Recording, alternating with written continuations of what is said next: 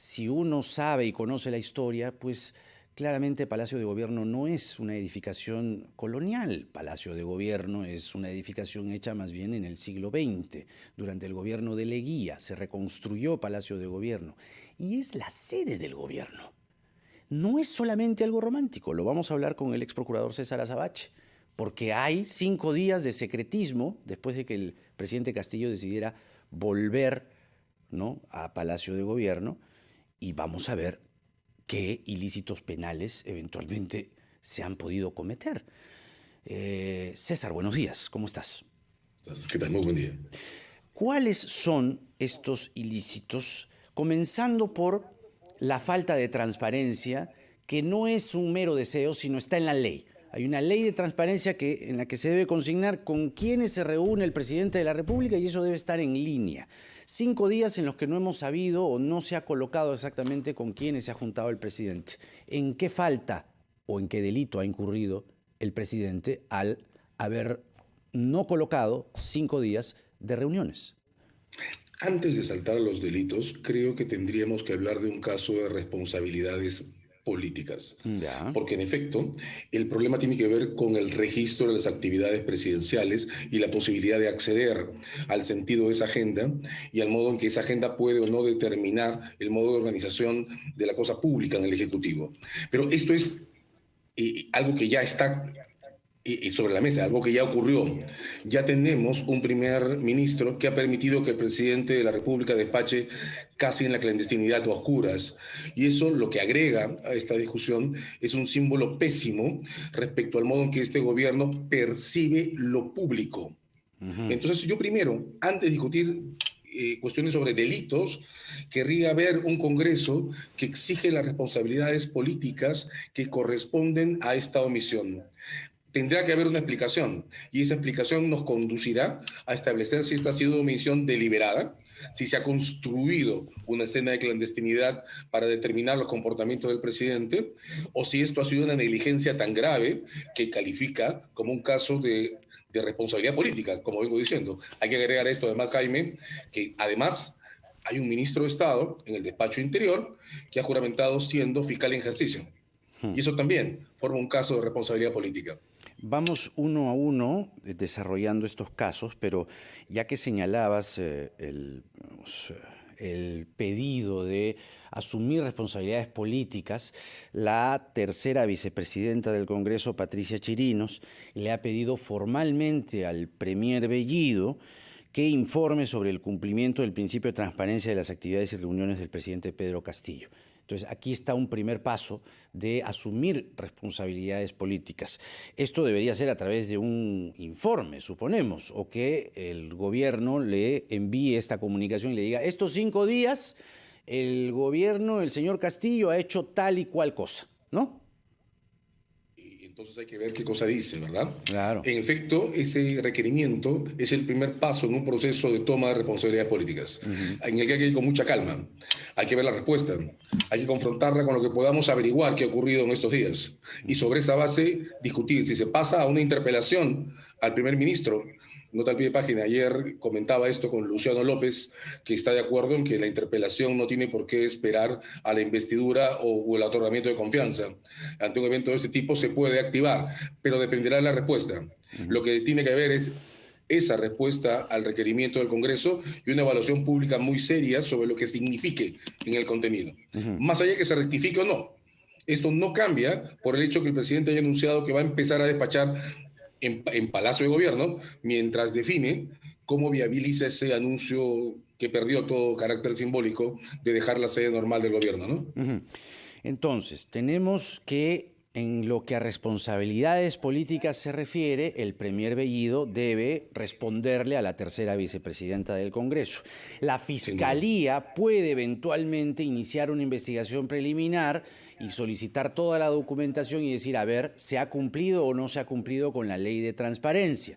Y en tercer lugar, por resumir, porque hay otras cosas de otros ministros también, vinculaciones al Movadef y cosas así, está el caso del fiscal Carrasco, porque sigue siendo fiscal, que asume el Ministerio del Interior. Un caso inédito que yo recuerde en la historia de nuestro país. Pero lo conversamos en unos minutos con el ex procurador César Azabache en la rotativa del aire. 7:19 de la mañana, estamos en la rotativa del aire. Soy Jaime Chincha, los acompaño hasta las 8 de la mañana, hoy lunes 2 de agosto del año 2021. Estamos conversando con el ex procurador César Azabache a propósito de ilícitos, faltas, situaciones además que no tienen, que yo recuerdo, un precedente, como que un fiscal, ¿no?, asuma el Ministerio del Interior de la manera además en la que asume, ¿no? Pide licencia por 90 días sin goce de haber por asuntos personales. Y el problema es que sigue siendo fiscal porque no deja de tener esa condición. ¿Cuál podría ser eventualmente, César, el futuro del ministro del Interior en la condición en la que está? Dos cosas que ya ocurrieron. Primero, ese nombramiento es nulo. Ah, sí. Y no hay manera de tener una alternativa de interpretación de las cosas. Esta persona, que además era un fiscal muy reputado, con una gran trayectoria, ha asumido un despacho en condiciones que están prohibidas por la ley. Un fiscal no puede ser ministro de Estado. Lo único que puede ser, además de fiscal, es profesor universitario. Entonces el nombramiento es nulo.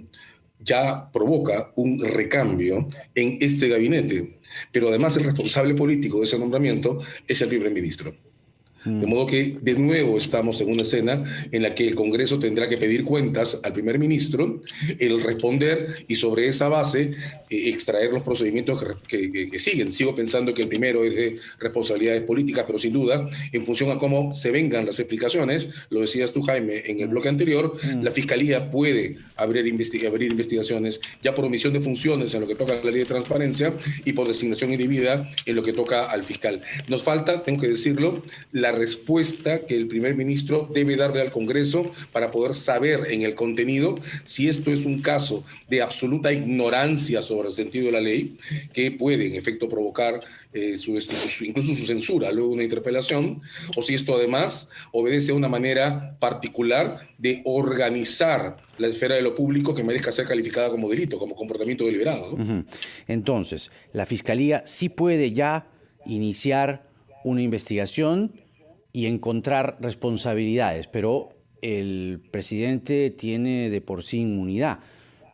¿Algún funcionario sobre el cual recaería la responsabilidad? ¿Cómo se trataría este proceso?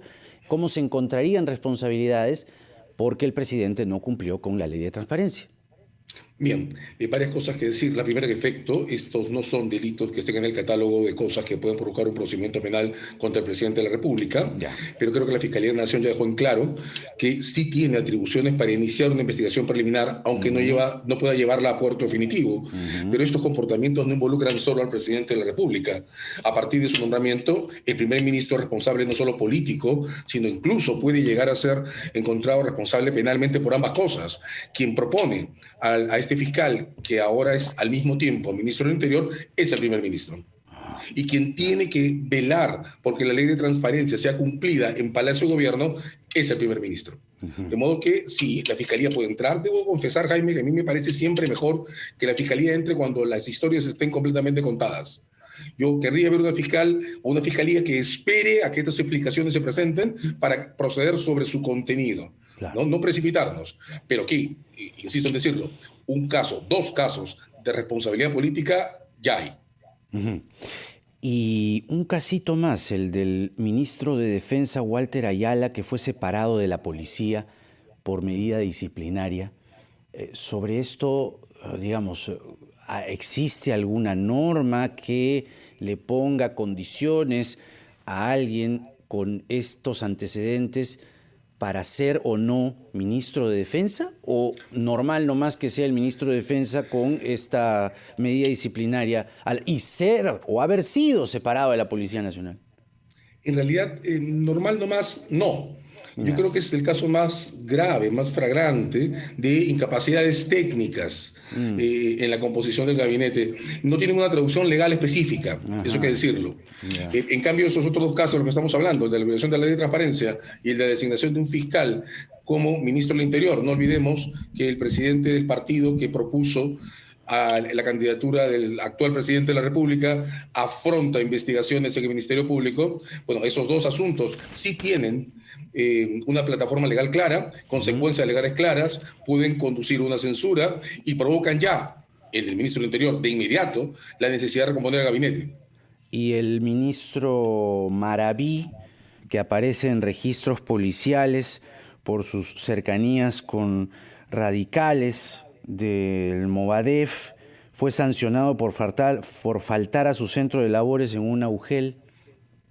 Creo en realidad, Jaime, que la lista contiene 12 de 14 personajes o personas, quizás 11, no 12, en los que vas a poder encontrar antecedentes semejantes. Ministro de Transportes. Todos ellos ponen en evidencia la falta de idoneidad técnica de los ministros elegidos. El ministro de Transportes, perdóname, el ministro, para hacerlo, ¿no? El ministro de Transportes, una multa de tránsito, una empresa de vehículos sancionados, tiene una denuncia de presunta violencia familiar. Sí, y tiene además un antecedente vinculado al manejo informal de su propia empresa de transporte, ¿no? Por eso, Jaime, son por lo menos 11 casos de 14 de personas que no deberían estar en ministerios. No todas estas situaciones van a tener una expresión legal clara, pero hay dos que la tienen. De modo que concentrémonos primero en ellas, porque ambas comprometen al primer ministro, que es el que ha hecho estas elecciones, ¿verdad? Esas dos serían la del ministro del Interior y la del ministro de Defensa. La del ministro del Interior y la de la violación de la regla de transparencia. Dos casos de responsabilidad política que pueden impulsar la interpelación del primer ministro, incluso antes que se le dé la confianza, y en función a la respuesta que dé, pueden provocar primero una censura y probablemente también investigaciones penales. Ahora, que el premier Bellido tenga o haya tenido estas afirmaciones públicas, dos investigaciones por apología al terrorismo, ¿en qué condición queda? Bueno, para comenzar, las investigaciones por apología están en curso. Por eso. Y el primer ministro no tiene protección legal frente a ellas. La fiscalía puede seguir y puede presentar cargos. Un primer ministro con cargos penales puede terminar también censurado, porque es inaceptable, ¿verdad?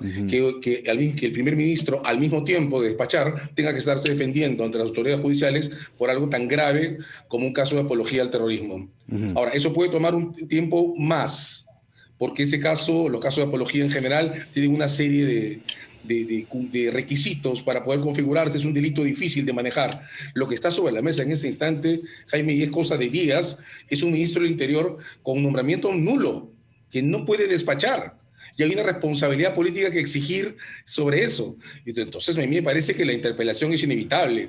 Comienza, como lo has dicho, para el caso de transparencia, pidiendo explicaciones, sigue haciendo públicas esas explicaciones y luego citando al primer ministro al Pleno a que se haga cargo de sus responsabilidades políticas. Si eso conduce a una censura, cae el primer ministro del puesto antes, incluso, que tenga que presentarse el gabinete entero ante el Congreso, ¿no? O sea, no es una condición que esta interpelación se pida incluso antes del voto de censura, es decir, el voto de investidura, el voto de censura, ¿no? Yo no encuentro una razón que lo impida, son cosas separadas, y además debo decir que ayer estuve comentando esto con Luciano López, que es un constitucionalista conocido en el medio también, y él coincide. Es posible iniciar el procedimiento de interpelación antes que se discuta la confianza. Tremendo, realmente, claro. Y toda la responsabilidad política, como bien dices, cae en el premier Bellido. No tenemos ministro del Interior. En la práctica es lo que nos estás diciendo. En los hechos no puede porque ese despachar. nombramiento es nulo. Claro, tremendo. César Azabache con nosotros. Muchas gracias, César. Ha sido un gusto. Encantado, Jaime. Que tengas muy buenos días. Y esto no es para esperar de aquí a algunos días. No, esto tiene que resolverse en cuestión de horas. En cuestión de horas, porque ya hemos escuchado al ex procurador César Azabache, el ministro del Interior no tiene la facultad de despachar porque es fiscal. No ha dejado de ser fiscal. Y bueno, el caso de la ley de transparencia, 5 días que no hemos sabido qué es lo que ha hecho el presidente de la República, con quiénes se ha reunido, dónde y cómo ha despachado, no es una majadería, está en la ley y se tiene que cumplir.